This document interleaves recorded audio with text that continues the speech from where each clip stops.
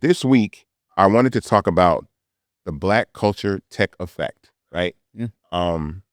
Yesterday on the Monday morning marketing meeting, we had a conversation with Nick Love, and a question was asked. I'm going to ask you this question. Yeah. Who is currently moving the culture, right? What do you think about that question? That is a loaded question. Who is currently leading the culture? Yeah. Like if you had to name somebody. I think, gosh, that is such a deep question because I'm gonna break it down how Mhm. I see it, and hopefully my answer will come in that thought process, right? Well, I'm thinking of the culture, right? I'm thinking of ways that somebody is moving either tech, media, or anything in the popular zeitgeist Yep. forward, Okay. right? Through innovative thought or creation, whatever category it may fall into. Is that one person? Is that several people? It can be several people. It could be a group. I got my theory on it. Let me tell you what I said yesterday. I'm gonna tell you what I said yesterday. I said before it used to be individual people. Yeah. Michael Jordan moved the culture forward. Jay-Z moved the culture forward. Certain individuals in our community. And let's be clear, if we're gonna say culture, Black culture is American culture, and American culture is global culture. Yeah. So I agree. if we rewind that back, we're going to say that again. Before, I felt like individually, like there were Black people that led the culture, but because of social media, I think the Black community as a whole is what's moving the culture forward. And what I mean by that is our collective participation in digital spaces moves culture forward. So every one of us that creates a meme, a dance, a saying, a phrase, anything that becomes part of the temporary or permanent zeitgeist is what is moving the culture forward. Not just one person anymore. We all are. It doesn't matter how famous you are, or you could be the person just in your bedroom that says the funny thing that becomes the thing that everybody says, which is moving the culture forward. I think that's absolutely right. I think there's no better answer. Yeah, I think there's a group of individuals who are moving the culture forward. Even from, we talked about this last week when I was at Martha's Vineyard, right? I was there for Polo Ralph Lauren, right? Even the creative director Jeter, right? Like he went to a Fortune 500 company, legacy brand. He said, "Yo, I'm bringing the AUC, Morehouse, the South legacy of HBCUs. We gonna sell this, right?" I think the other dude who's killing it, and I can't remember his name off the top of my tongue. So please, somebody in the comments, shout it out. The new Red Lobster. Oh, Red Lobster CEO. But I think what was so cool is how quickly the world and entertainment and like media just circled around and almost put like a protective blanket around him. Like they were gonna let him do everything that he wanted to do. He brought what is it, boils? Boils bags.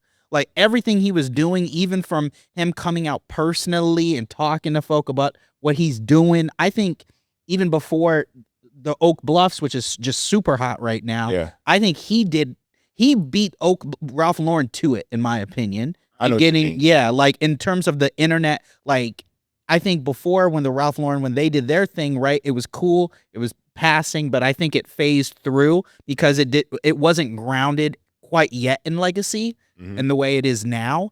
But I think that young man who went to Red Lobster, I think he fully embraced it. He took, like, come on, the seafood boil bags, like, come on, man. And but he pivoted in a way that it brought more, I think, attention. Like people complained.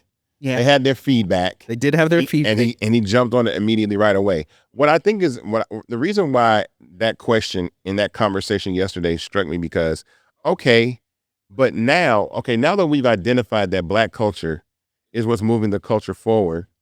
All right, what does that mean though? Who's getting paid? Who does that affect?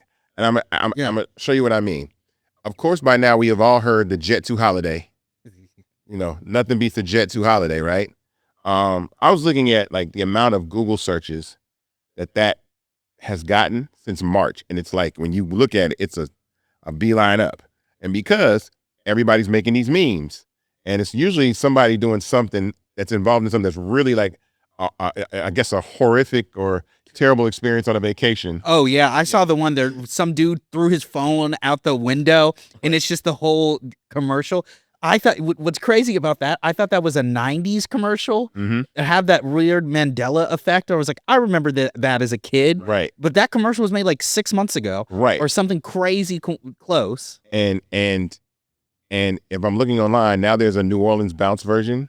That's insane. You haven't heard the New Orleans bounce version? No, I haven't. We got the nothing beats a Jet2 Holiday. You can get your. Well, we got to link that in the. we will definitely link that. But I saw that KFC came out with an ad for their potato wedges, Okay. and the line was just like, "Okay, here, damn," and that's all it said with a potato wedge. And my point was, it's like our culture, like when we're thinking about Black culture, it is used in so many ways that's moving the progress of other companies forward. But what does that mean? And so I just think that being the coolest can no longer be enough, right? Again, I've said that before, like, okay, we're cool, but how do we translate that into something that is beneficial to the people that actually create the culture? Because if we run it through Jet2 Holiday, or you run it through KFC, or you run it through some other brand, right, that doesn't necessarily lead back to some sort of ownership and equity for our community, where does that leave us? We very often, man, and you preach about this and speak of this all the time. It leaves us with nothing, right? Mhm. That is the time when we get preyed upon as a money engine machine or generator, right? For other people to come in and make their money. There's a great example, right? Very familiar with Jet2Holiday, Yes. who is a creator here on Fanbase, one of the earliest creators here on Fanbase. Yeah, for people that don't know Jet2Holiday, Juby came up with, I don't even know what the name of the dance is called. Wait a minute. We can. You can Google the name. So this is probably like 3 years ago, where there was a song where they were using A Bay Bay, and he's like forward moonwalking, right? See. He's doing the forward moonwalk. And so it recently came to his attention that I think it was a Super Bowl ad for Skechers.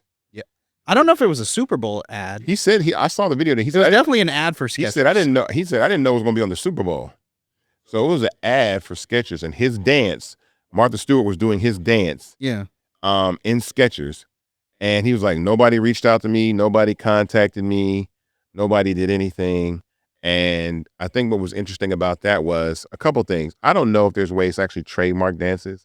I know there've been other, times where even the Backpack Kid and his flossing dance was using Fortnite and stuff like that, and how people can trademark dances. But I know that he contributed a lot to, again, moving the culture forward. An individual that just dropped something into it. We all try to do the dance. We all try to participate. Yeah. And it's been used in Roblox. It's been used in Minecraft. Yeah. And he hasn't been compensated for that. So, I